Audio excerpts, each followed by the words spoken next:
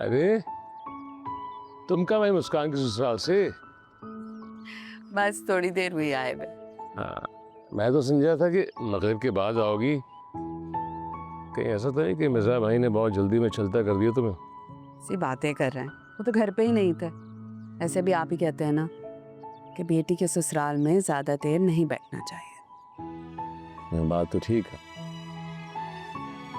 अच्छा ये बताओ कि मेरी मुस्कान कैसी है, हमारे दामाद साहब कैसे हैं?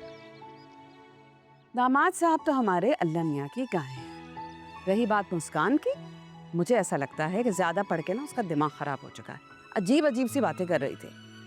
ऐसा उसने क्या कह दिया कि तुम्हारा मूड खराब हो गया बहुत? अरे अजीब सी बातें कर रही थी। कह रही थी कि उसके शौहर को उसके एहसासात और जज्बात का कोई ख्याल ही नहीं है, और ये कि शौहर मालिक नहीं मुहाफिज होता है। तो उसमें उसने गलत क्या था? ठीक तो कहा। इतनी बेतुकी सी बात है, और इन्हीं बेतुकी बातों पे वो उसको छोड़ने के लिए भी तैयार है। देखो समीना, हम लोग हैं पुराने वक्तों के लोग। हमारे वक्त में औरत को सिर्फ रोटी और कपड़ा चाहिए होता था, इससे ज्यादा वो कुछ नहीं मांगती थी। लेकिन अब वक्त बदल चुका है। तो बदलते वक्त के साथ हम अपने इक़दार भी बदल लें। वो अक़दार जो किसी दूसरे इंसान से उसकी शख्सियत, उसकी पहचान, उसकी जीने की उमंग छीन ले, ऐसे अक़दार का बदल जाना बेहतर है। आप ना बस उसकी हिमायत किए चले जाएं। आप ही की शय पे ना ये बातें करने लग गई है वो।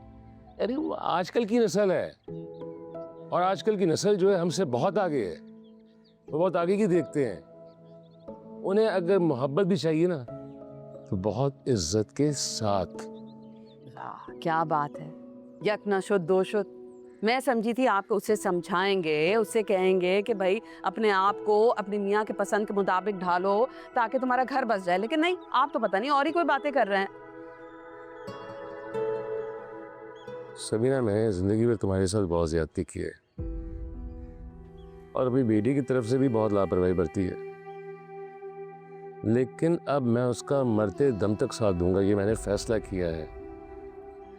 उसे भी पता होना चाहिए कि हालात जैसे भी हो, वक्त जैसा भी हो, उसका बाप उसके साथ खड़ा हुआ है। हाँ, चलो मैं जरा फ्रेश होके आता हूँ, फिर चाय पीते हैं साथ में।